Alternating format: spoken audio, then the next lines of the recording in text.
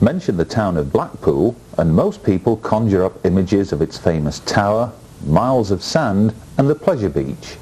But a new attraction is in town and is already attracting a huge number of visitors from throughout the country. The Alien and UFO exhibition offers a unique combination of truth, fact and fiction, according to its creator and owner, David Boyle, who also masterminded the official Doctor Who exhibition based in Llangollen in North Wales and owns one of the biggest model railway collections in Britain. The exhibition includes a full-scale replica of the Adamski flying saucer, plus a remarkable reenactment of the 1947 Russel incident, complete with stunning saucer and lifelike aliens. The exhibition is aimed at attracting not just the holidaymaker, but dedicated sci-fi devotees and avid UFO enthusiasts alike. They'll surely be impressed by the intricate designs and attention to detail that encompasses the two huge floors. Their construction was personally supervised by David, as some of the country's leading special effects artists and engineers spent almost 2 years crafting each model and design to match either a specific incident or eyewitness description. Typical of that attention to detail is this scene, a reenactment of the controversial alien autopsy footage released in 1995. Take a closer look at the alien model, then film the set in black and white through an out-of-focus lens, and you'll see what we mean. The many corridors contain numerous displays and posters, while specially commissioned TV monitors continuously show relevant archive footage with narration to help visitors discover more about Area 51, the Roswell incident, Earth mysteries, life on Mars, and much more. Informative, intriguing, and at times controversial, the Alien and UFO exhibition has already received glowing praise from the vast majority of visitors who have signed the visitors' book. But why spend hundreds of thousands of pounds on an Alien and UFO exhibition in the first place? Why stage it in Blackpool and not London? And why spend every waking hour for the past couple of years putting it all together? These were just some of the questions we put to the man himself. 3 reasons. The first and foremost reason, without doubt, is that the average person comes here to holidays in Blackpool. The person that spends his life greatly involved in football or watching Coronation Street, playing bingo, the type of aptitude to come to Blackpool. These are the ordinary people, the real solid backbone of all of the civilizations and all communities. And the people of that style never have the ability, or should I say the opportunity, to look and to find the evidence of what's around. You see, on the psychic side and the channeling side and the different aspects, it's all interlinked in the paranormal. There are many books, UFO magazines and tapes available, And the people that's into this now have got quite a realm of information to dig into it, whereas the ordinary people on the street never get the opportunity, or never would even attempt to consider buying one. But to come around this exhibition here and see all of it put together in a simple ABC 1, 2, 3 way to explain how everything works, how ghosts fit into things, how life after death, reincarnation is all part of the overall picture of what we are, who we are, where we come from. And the disinformation that's been given out by some authoritative bodies has now created such a mixture with the bombardment we're all getting continuously from the TVs, the medias, the papers. I'm afraid you cannot possibly watch television for one single day without aliens, UFO, ghosts, life after death, crop circles, all of the other paranormal aspects being shown to some degree. It's as if there's a gigantic desensitization program underway. Well, to start taking away the science fiction aspect from the possibility to then look at it from a serious point of view leaves you with what we've done here. This exhibition shows it all, from one end to the other. It's all there. You can come in, you can start off with a welcome room, you can go through into the Roswell room, we've rebuilt the crash, and in the Roswell room you've got 3 stories. You've got the story as we expect it to see, the story as the information given to us by the witnesses, and then the channel stories from the actual beings that were involved in the crash, via channelers and mediums.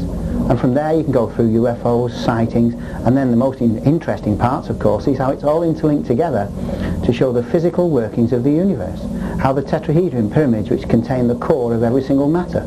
You see, every single thing that exists is 4 basic things. Every subatomic particle right through is much of a muchness.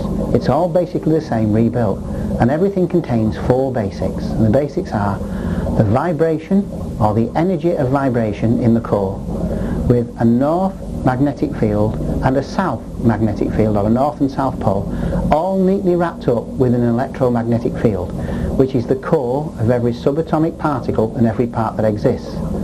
And the energy itself, or the energy of vibration, is the energy of life itself. You asked me earlier why I put this exhibition together.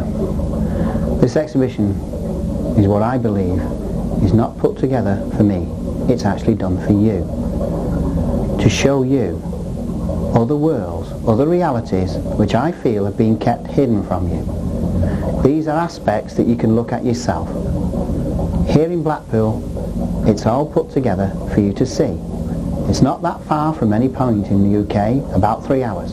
If you're visiting the UK and you have the time, you want to expand your knowledge, you want to see how all of the subjects of paranormal work into the main questions that we all ask. Who are we? Where we come from? And what are we doing here? You'll find a sensible thesis and theory of who we are and what we are, based on all of the paranormal capabilities that seem to show. And the number of people who've already been around this exhibition, who have gone out open-mouthed and stunned, who turn around and say, well, that's happened to me, this I understand, I agree with that. The number of drawings we have and paintings from psychic artists, and who channelers have come in and said, I've seen that being, I understand that being, I've met that being. The number of people that's involved in that, showing the other side, the physical side. The UFO side is also interlinked into the psychic side, how it all works within the mind, and how the mind itself expands on all the things. Here are all the subjects. A visit to Blackpool, have a look at this exhibition, will expand your knowledge and your consciousness to be able to understand to a greater depth the main questions of who we are, what we are, where we come from, and more important, the workings of the universe. Over the past couple of years, UFO Magazine has helped draw attention to a puzzling mystery: the apparent reactivation of a number of supposed disused military facilities reported by readers from throughout the United Kingdom. These are just a few of the many dozens of photographs sent in by readers which have helped to highlight, and in many cases pinpoint, the precise whereabouts of these underground facilities. It was the report of a flying triangle that first drew our attention to strange goings-on underground. The sighting took place here, close to one of what was a nationwide network of regional government command centres built underground during the height of the Cold War. From a distance, only the 4 air shafts and standing aerial give any indication that something unusual awaits those who drive past this remote facility. There are no signs on the front entrance to indicate who owns the fenced property, but further down the road, a supply transformer offers the only visible clue that this facility is government-owned. The sign clearly reads, Scendleby, Royal Air Force. On the other side of the entrance to Scendleby in the county of Lincolnshire is a small bungalow, one of many identical buildings dotted throughout the United Kingdom that houses a 100-foot lift shaft. These would have taken key local and regional government personnel to safety in the event of an outbreak of nuclear war here on Britain. The entire area is surrounded by a perimeter fence, but from neighbouring fields you can just make out the huge thick steel doors that guard the bunker entrance. Smaller doors are also visible. On an earlier visit we came across two ducting pipes that came from within the structure itself. This footage, taken on that previous visit, shows a curious coating of dust on nearby newly grown grass and plants. This would suggest that a ventilation system of some sort created it, and for that to happen it would mean the facility below is very much active. Within a few hundred yards of Scendleby, another underground site, this time owned by Anglia Water, caught our attention. This is supposed to be a conservation area for wildflowers, but evidence of recent excavation and cable laying could be seen close to manhole covers that lead underground. Travel further up the east coast of England, circumnavigate miles of narrow country lanes, and you come across RAF Staxton Wold. Little is known about this particular facility, except that it contains a warren of underground levels which warn against cruise missile type attacks as opposed to intercontinental ballistic missile threats. The huge and forbidding radome seen here can't be seen from the main road, and millions who visit the holiday resorts of Filey, Scarborough and Bridlington just a few miles away are probably oblivious to its presence. Travel further north up the coast towards the seaside town of Whitby, then across the bleak and remote North Yorkshire moors, you can't fail but to come across RAF Fylingdales. No longer adorned by its massive golf balls to warn against a surprise Soviet nuclear attack, instead you see a huge pyramid shape known as paved pores. Thousands work here, but you wouldn't know it, because most of this facility lies buried deep underground. Nick Pope, who ran the MOD's UFO desk between 1991 and 1994, once spoke to a technician here who confirmed they had tracked uncorrelated targets in space travelling at speeds in excess of 100,000 miles per hour. Travel southwest from Fylingdales towards Harrogate in North Yorkshire and one comes across RAF Menwith Hill, the biggest NSA communications base outside of the United States. This, of course, is set to become part of a new infrared anti-ballistic missile warning space network, or put another way, a new form of Star Wars defense system. Once again, the key personnel who work here operate from numerous underground facilities. Security is intense, which is one of the reasons we chose to film from a relatively safe distance. The Cold War is officially over, but just take a look at the massive manner in which RAF Menwith Hill is expanding. No one really knows what takes place there, but enough evidence has surfaced over the years which suggests that it can listen in and intercept every form of communication anywhere in the world. This is another curious facility which has attracted our interest over the past 20 years. Although it carries no signs or notices which might help identify its owner or purpose, a strange nighttime incident which occurred some 15 years ago may offer a clue. This facility lies just off the main Skipton to Colne Road. Just a few hundred yards away is Carlton Moor, scene of numerous UFO incidents reported down the years. About 15 years ago, on a very foggy night, a local farmer was knocked up in the early hours by several Americans in civilian dress, who told him they were lost and needed directions to locate a radio mast in the area. They explained they were from Menwith Hill and had to carry out urgent repairs. Quite why there are so many underground facilities dotted throughout Britain can best be explained when one considers the potential nuclear threat that dominated defence thinking throughout the Cold War. to guard against overhead reconnaissance satellites, many of these must have burrowed underground. There are, of course, other underground facilities that are deemed no longer top secret, that are claimed to be disused and no longer active, but the opposite appears to be the case. We hope to provide further examples of these in future editions of UFO's Hard Evidence. On our visit to Laughlin in the United States, we had the good fortune to meet up with Clifford Stone, a man who claims personal knowledge of how an elite unit of US Special Forces were for many years engaged in the actual recovery of extraterrestrial craft and their occupants. Skeptics maintain that such claims are concocted by imaginative minds and should be dismissed as pure science fiction. But rarely do they make the effort to fully research such allegations by seeking out and questioning the individuals responsible for making them. Clifford, two specific areas associated with Project Moondust. One, as I understand it, the recovery of debris that you would expect to find coming in from outer orbits and such like, decaying satellites and the like, but also another side to Project Moondust as well. Can you elaborate on that for us? Certainly. Project Moondust, by definition, is the overall field exploitation program of only two things: objects of non-U.S. origin, which would involve Soviet satellites, and of course we would want those for technical analysis to determine the capabilities of those satellites for intelligence purposes, and the other being objects of unknown origin. The objects of unknown origin is our interest of, our concern or our interest of that particular program. Now, in order to accomplish the recovery of these objects, the United States Air Force had in place what was called Operation Blue Fly Teams. These consisted of a three-man team that was prepared to go anywhere in the world to recover these said items.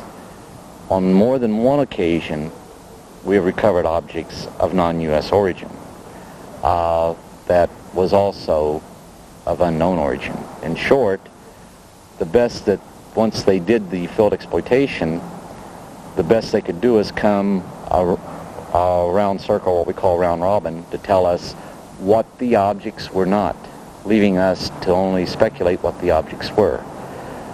In more than one instance, these objects were referred to as objects of non-earthly origin. In the intelligence community, you're very careful about saying interplanetary. It's a word you don't want to use. In the intelligence community, you're very careful about using the term UFO or unidentified flying object. Unconventional aircraft are unknown aircraft. Case in point, the unit involved with these programs was formerly the 4602nd Air Intelligence Service Squadron out of Fort Belvoir, Virginia, an Army post, but it was an Air Force unit that was doing this. A highly elite, the best the Air Force had to offer within the community. What most people are not aware of is that from the conception of that unit, just several months later, after it was conceptualized and formally activated, it took over the full investigation of UFOs. Have we got a year for this, roughly? Yes, sir. 1953. January the 21st, I believe it was, 1953, the 4602nd came into existence. By March, April of 1953, in accordance with Change 1 to Air Force Regulation 200-52, or 200-2, it was given the operational control of the investigations. Prior to that, contrary to popular belief, Blue Book still did not have a handle on the investigations. OSI had a handle on the investigations. In conjunction with you folks during the Second World War, the British, MI6 created what was called Operation Crossbow, Dead Reckoning. What were the Germans working on that they were about to launch against cities in England? CIC was charged with the responsibility of recovering debris of so-called Foo Fighters in 1943. So long before Kenneth Arnold saw his sighting in the state of Washington near Mount Rainier, we were already underway investigating UFOs. Scandinavia, 1946. Sure.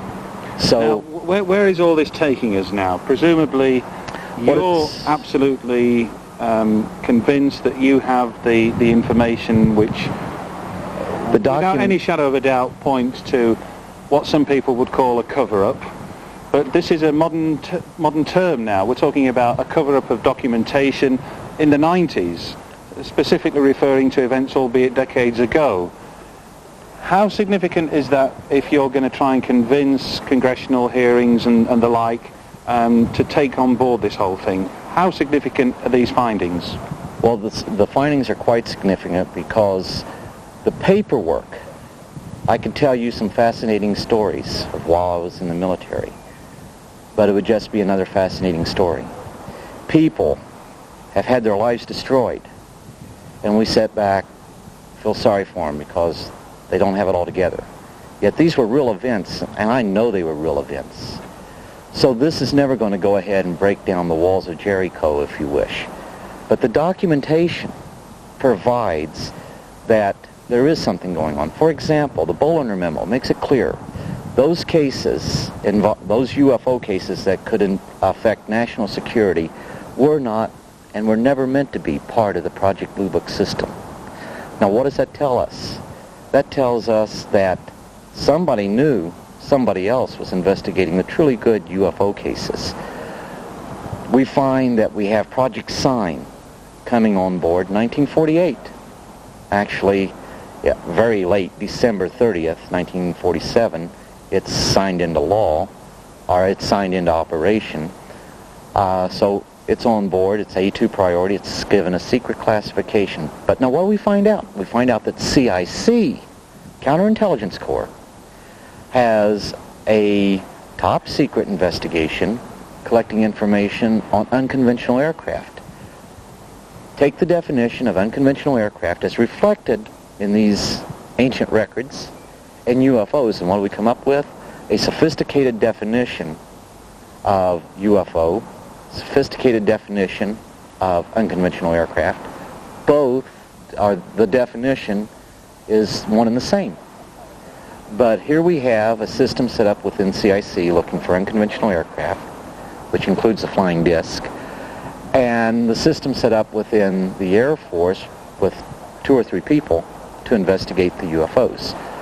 We also have the Air Force becoming a separate entity, so now the Army's going to be out of the picture, or so we think. The Army will still have its United States Army interplanetary unit that will still conduct those investigations as part of a joint, a multi-service organization to do these investigations.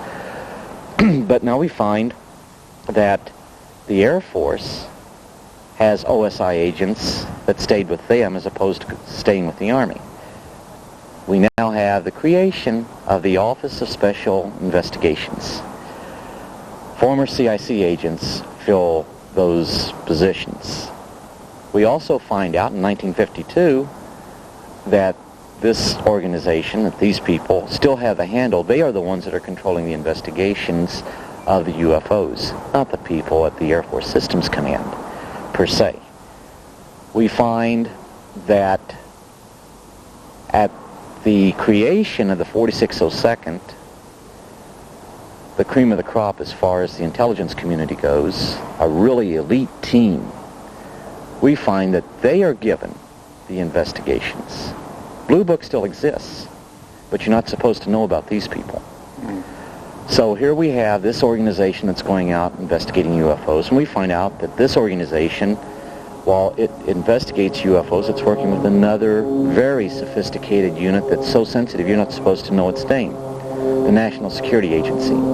Every bit of information, particularly technical data, is not forwarded to Blue Book. It's forwarded to the National Security Agency, an agency at that time we didn't even know that existed. Sure. So you bring it up to December 17th, 1969. We terminate Blue Book. We terminate it and we state there are 3 basic conclusions. There are 3 conclusions that have been reached which would permit its termination. That is, 1, no UFO reported and evaluated by the United States Air Force has given any indication of being a threat to our national security. Very important conclusion. 2, no UFO reported and evaluated has given any indication of representing technological developments or principles beyond our present day of understanding.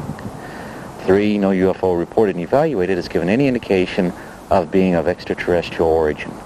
We cannot show origin in the documentation up to this point, but we can definitely show that we have had physical craft of unidentified origin overflying our cities, overflying our country, and other countries of the world as well. By virtue of these objects doing this overflight, and we cannot identify them, that represents a potential threat. Totally invalidates their first conclusion. Secondly, these objects demonstrated technological feats that we cannot replicate to this day. This again implies the existence of technological developments that we cannot replicate. We may understand the principles behind it. For example, we have theories in quantum mechanics. We have no idea how to make practical application of those principles, but apparently the intelligence behind the phenomena does. Then we have the Bollinger Memo, who says, let's do away with Blue Book, because those cases that could affect national security were never meant to be, nor are they, part of the Project Blue Book system. Here at UFO Magazine, we're fortunate enough to get quite a lot of videotape footage sent into the office. Most of it, of course, recorded on something similar to this. Getting on in years a little bit now, but typical Sanyo 8mm camcorder. Lots of them about. If you've not got a camcorder, quite a good way to start into the hobby, if you like. You can probably pick one of these up for a couple of £100. Get to know the machine. If you're going out filming things on a night, lights in the sky, hopefully you're going to catch something you can call a UFO on your footage. But one or two little things to remember just before you do. Somewhere on the camera, auto manual focus. Manual focus all the time. Be accustomed to the camera. Get a feel for the focus ring. They do all vary a little bit, but basically the same idea goes through model to model. You get used to it, feel the focus, so the slightest movement will make a big difference on a very dull lit night scene. Also get used to this little thing. Sport optic finder is what it's normally referred to in the instruction booklet, but you'll find probably that the eyepiece has a focusable element on it. Now that means if you wear specs like me, you can get good resolution in the viewfinder, then start worrying about the focus on the front of the camera. Another trick as well that you might find useful, if you've got the facility, some do, some don't, but if you've got control over the iris, the exposure, if you can turn that to manual, and believe it or not, close the iris down slightly on nighttime footage. Try this for once if you like, just point at the moon, you get a nice moonlit sky, and the autofocus and the auto iris on the camera will show you the big white bright disc in the sky, but you won't see any detail. Now if you can get hold of the manual iris or manual exposure control and just turn that down a couple of notches, all of a sudden you'll see that the resolution and the detail on the moon's surface comes into view, and it's just simply the camera is trying to compensate for very bright against very dark and vice versa, very dark against very bright, and automatic systems are really a problem, especially for nighttime footage. Enough on that though. Let's hope you go out there in the next few months and come up with a piece of footage. We get all sorts sent to us, and this is very typical. The modern computer helps us look very closely at things. As you can see on this monitor here, could be a balloon in the sky. The letter that came with it from Boston in Lincolnshire tells me that two F-15 Strike Eagles were in the air slightly prior to this object appearing. Now for me, I have a feeling it looks a little bit like a balloon, but we can see what's happening here. The actual manual focus could have been used. The automatic focus is hunting, trying to lock onto the scene. But with the help of the computer we've managed to zoom into a few frames, and this is what we pick out. Very reminiscent of our spheres.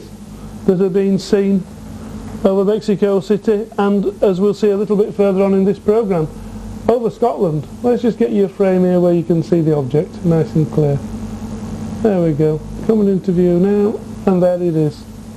A silver, light, reflecting, spherical object. Who knows? My own thoughts, I think it may be a wayward balloon, a helium-filled balloon, something like that. But we're told it's 300 foot up in the air, there or thereabouts. We've got a nice map and elevation to give us good clues to the altitude. As we can see, a very cloudy day. My own thoughts on this one, I do really think it's a balloon. Right now though, it's time to take a look at some of the footage received here at the office of UFO Magazine.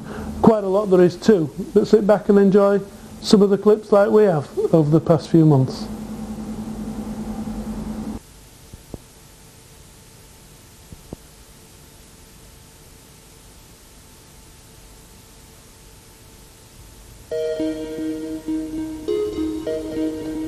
Among the images that have been sent to Russel over the past few years are the following sequences.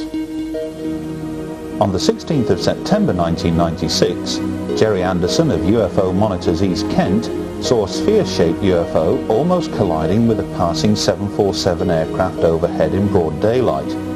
He later managed to film the object as it travelled slowly through the vapour trail left by other commercial jets at Windshaw near Canterbury.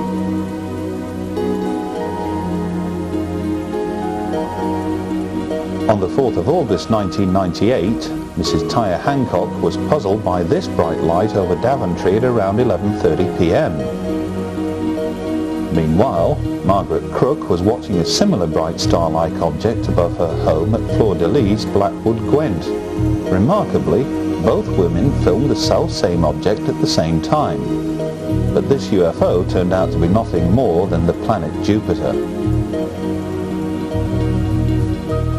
Andrew Ellis of Yorkshire UFO Info conducted a lengthy investigation with fellow researchers John Prescott from Liverpool and Neil Cotty from Burton-on-Trent after a fellow member filmed unusual activity near East Midlands Airport between 10:15 and 10:30 p.m. on the night of the 27th of April 1998.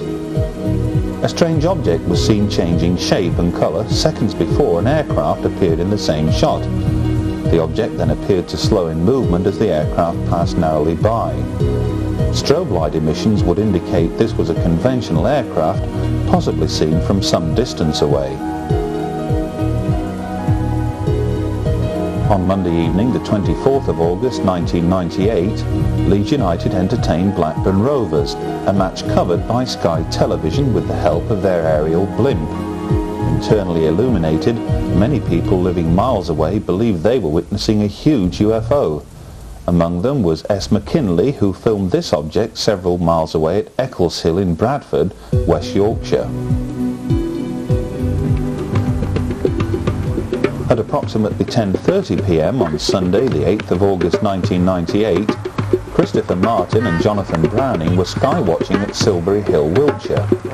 These images record the atmosphere of that night, one which was to lead to the appearance of a strange aerial object. Just as Christopher and Jonathan were preparing to leave the site, a black triangular-shaped object with 3 bright lights at each edge and a central red light appeared in the distance.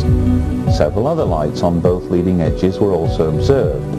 A secondary light behind the main triangle was also seen and may have been a separate object. Both men estimated the distance at half a mile, an altitude at between 1,500 and 2,000 feet. The totally silent triangle first approached from the northwest and banked sharply before increasing speed to head off in a northeasterly direction. The object was travelling at approximately 300 miles per hour and estimated to be at least 100 foot across. At around 10:15 p.m. on Saturday, the 22nd of August 1998, and at the same location, Christopher Martin and his daughter Sophie observed a black delta-shaped object with 3 bright lights at each edge and a central red light that flashed intermittently. Several other lights, some flashing on both leading edges, were also observed. Once again, a secondary light behind the main triangle was seen together with a brief flash from a leading light. During the 60-second sighting, a rumble noise was heard against a cloudless, clear night sky. Although the light formation is unusual, the odds are that these were attached to a helicopter, possibly of military origin. This remarkable sequence of daylight footage of a UFO over London was captured by teenager Brian Jessup on the 8th of December 1997. He had targeted a passing airliner when a delta-shaped object suddenly appeared above the rim of the cloud. The mystery craft then banked sharply before disappearing into the cloud itself. Here's the same sequence again. Whatever or whoever was in command of the controls of this object, they definitely didn't wish to hang around. Mr. Rod Howarth and his friend Rory, two very able UFO researchers from Burnley in Lancashire, were on Carlton Moor in North Yorkshire on the 17th of October 1997 when this mysterious light came into view and travelled noiselessly and slowly across the horizon.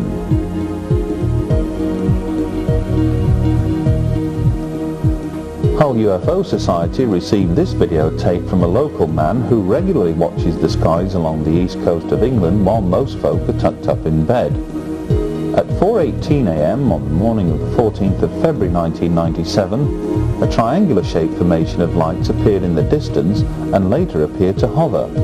A short time later, a curious rectangular light formation came into view. This footage was taken on a Canon Hi8 with 40 times digital at full zoom on manual focus. There was no noise discernible. Mr. D. Campbell and his friend Trevor Sereve, together with others, spotted this bright light over Stevenage, Hertfordshire at around 3:45 a.m. on the morning of the 28th of June 1998. A few weeks later, on the 8th of July, they observed a similar object from the same location and managed to videotape it just after 4:05 in the morning. Seen through the camcorder lens and binoculars, the light gives off a myriad of colours and appeared almost barrel-shaped to observers on the ground. UFO Magazine's astronomy consultant, Andrew Pike, quickly calculated that the object seen on both dates was none other than one familiar to UFO researchers worldwide, the planet Venus. Millions of Britons holiday abroad each year, but it's rare for someone to come forward and claim they have filmed UFO activity while overseas. Stuart Wisdom from Middlesex recorded this object at 9 p.m. on the evening of the 22nd of July 1991 while staying on the holiday isle of Sola, Mallorca. The object was in full view of numerous witnesses for at least 20 minutes. The sighting prompted some interest at the time and was later officially explained away by the Spanish authorities as being nothing more than an Italian weather balloon. Peter Haddon of Deal in Kent submitted over 3 hours of alleged UFO footage which he claimed to have taken from his home throughout much of 1997. While a number of sequences left a lot to be desired, one in particular proved intriguing. Peter had positioned his camcorder in the garden on a fixed tripod and left it to record any unusual daytime aerial activity.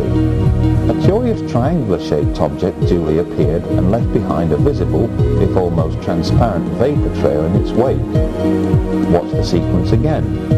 Is this a trick of the light, or did Peter record something highly unusual over Kent that day?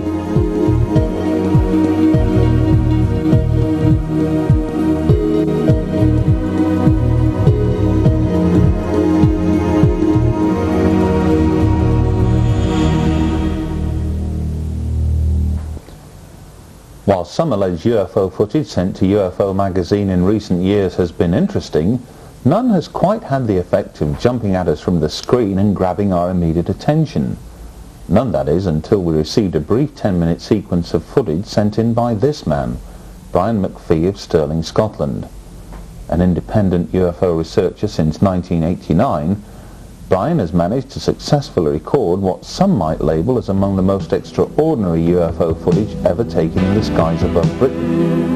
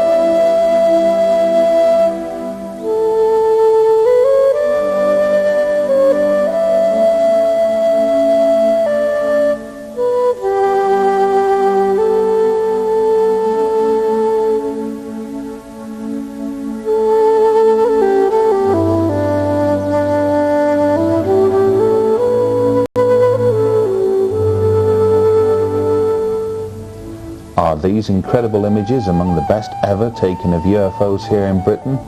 What form of conventional or top-secret aircraft could possibly emulate the sort of astonishing speeds and manoeuvres seen here? None that we know of.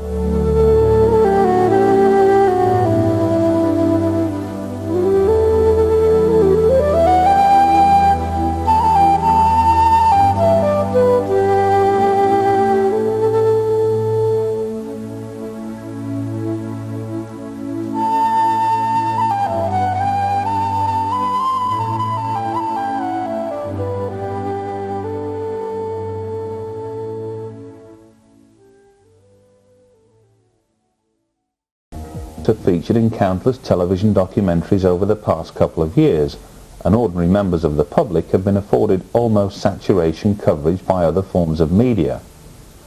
So what do they make of it all? We took our cameras onto the streets of Leeds, Britain's third largest city, to sample public reaction. Do you think we're the only people alive in the universe today? Nope, not at all. What makes you say that? There's a vast galaxy out there and there's got to be somebody else out there looking down on us. Yeah. What do you think about UFOs? I've never seen one, so I don't know. Whether they're or not, I'm not sure.